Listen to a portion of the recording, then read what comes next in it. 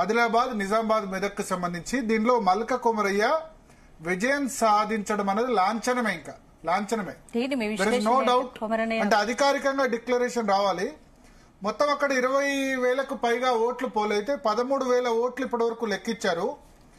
13,000 ఓట్లు గనక లెక్కిస్తే ఈ 13,000 ఓట్లలో మొదటి 50% రావాలి. గుర్తుపెట్టుకోండి, 50% వస్తే పోలైన ఓట్లలో సెకండ్ ప్రియారిటీ ఓట్ల వరకు వెళ్లాల్సిన అవసరం లేదు. 50% దాటిందంటే ఆటోమేటిక్ గా విన్నర్ డిక్లేర్ చేస్తారు. So Malka Komaraiah huge lead, చాలా పెద్ద ఆధిక్యంలో ఉన్నట్టుగా తెలుస్తోంది. 50% కంటే ఎక్కువ ఓట్లను ఆయన సాధించారు. చాలా రేర్ గా జరుగుతుంది గ్రాడ్యుయేట్ గానీ టీచర్ ఎమ్మెల్సీ ఎన్నికల్లో 50% ప్రియారిటీ ఓట్స్ రావడం అన్నది. అది ఇప్పుడు వస్తున్నాయి. మొత్తం 13,000 ఓట్ల లెక్కింపులో 7,083 ఫస్ట్ ప్రియారిటీ ఓట్లు మల్క కొమరయ్యకు వచ్చాయి. ఇంకా 10,500 లెక్కించాలి. సో 13,000కు 50% ఎంత అవుతుంది? 6,500 కదా. కానీ 6,500 కంటే ఇంకా ఒక 600 ఓట్లు ఎక్కువ ఉన్నాయి. 13,000 ఓట్ల లెక్కింపులో 7,083 ఫస్ట్ ప్రయారిటీ ఓట్లు మల్క కొమరయ్యకి పడ్డాయి. ఇంకా 10,500 లెక్కించాలి. టోటల్ 24,500 చిల్లర ఓట్లు పోలయ్యాయి. అంటే ఆయనకి 12,250 ఓట్లు, దాదాపు దగ్గర 12,200 ప్లస్ ఓట్స్ రావాలి. మొదటి నుంచి ముందంజలోనే ఉన్నారు. సో ఇప్పటి వరకు ఒకసారి మనం చూడొచ్చు, మల్క కొమరయ్య బయటికి వచ్చి ఆయన విక్టరీ సింబల్ చూపిస్తున్నారు. సో టీచర్ ఎమ్మెల్సీలో బీజేపీ బోని కొట్టింది. రాష్ట్రంలో 3 చోట్ల క్యాండిడేట్స్ ను బీజేపీ అనౌన్స్ చేసింది. మల్క కొమరయ్య జనరల్ గా ఏంటంటే కౌంటీ కేంద్రంలో తనకు ఓట్లు పడలేదని వెళ్ళిపోతారు. అంటే ఏంది, ఓడిపోయే అభ్యర్థులు ఇంకా నేను గెలవలేదని వెళ్ళిపోతారు. ఆయన కౌంటీ కంప్లీట్ కాకముందే గెలుస్తున్నా అని వెళ్ళిపోయారు. ఇది రివర్స్ లో ఉంది. సో టీపీయూఎస్ తపస్, ఇది బీజేపీకి సంబంధించిన ఆర్ఎస్ఎస్ సంబంధించిన అనుబంధ ఉపాధ్యాయ సంఘం. ఆపస్ అని ఉండేది, ఆంధ్రప్రదేశ్ ఉపాధ్యాయ సంఘం అని ఉమ్మడి రాష్ట్రంలో. టీపస్ అంటే తెలంగాణ ప్రదేశ్ ఉపాధ్యాయ సంఘం.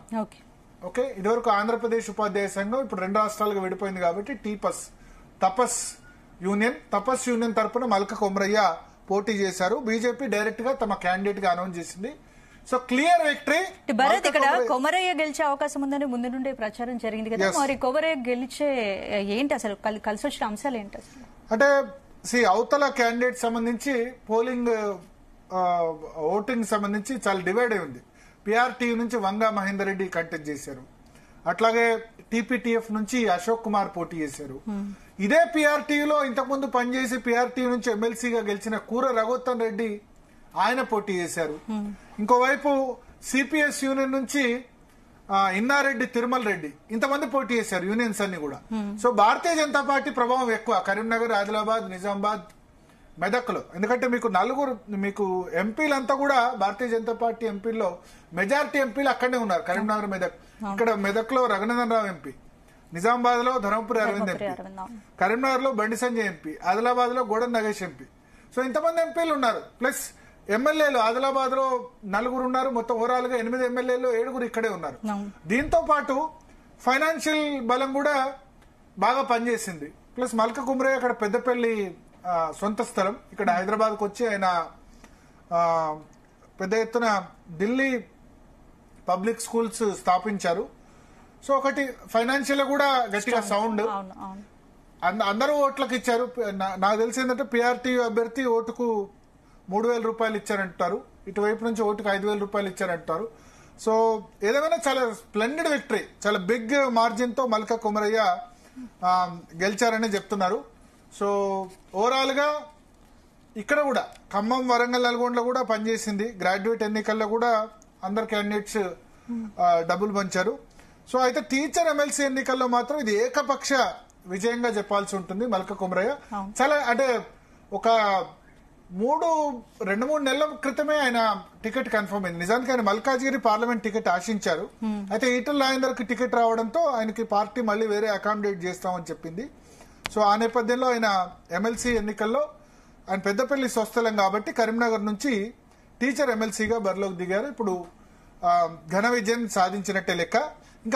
ఇంకా మిగతా అన్ని ఏమంటారు లాంఛన ప్రాయమే.